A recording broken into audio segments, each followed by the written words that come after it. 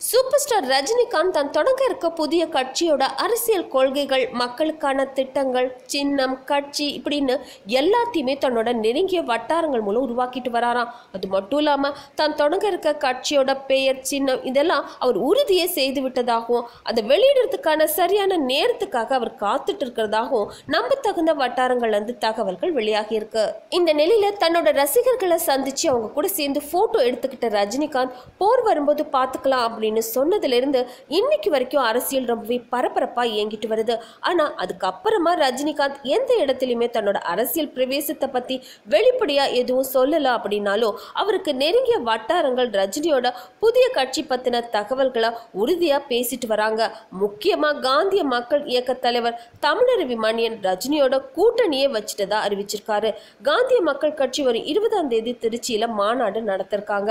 அந்த மாநாடே ரஜினியோட அரசியல் பிரவேசத்தை அறிவிக்கிற ஒரு கூட்டமா இருக்கும் அப்படின்னு வெளிப்படையாகவும் தெரிவிச்சிருக்காரு. இதனை தொடர்ந்து இந்த மாநாட்டில் ரஜினி ரசிகர்கள் கலந்து கொள்ள தயாராயிட்டு வராங்களா. இந்த வீடியோ பத்தின உங்களோட கமெண்ட்ஸை மறக்காம சொல்லுங்க. கூடவே லைக், ஷேர் இதெல்லாம் பண்ணிட்டு ஞாபகமா NET TV4 சேனலையும் சப்ஸ்கிரைப் பண்ணிடுங்க.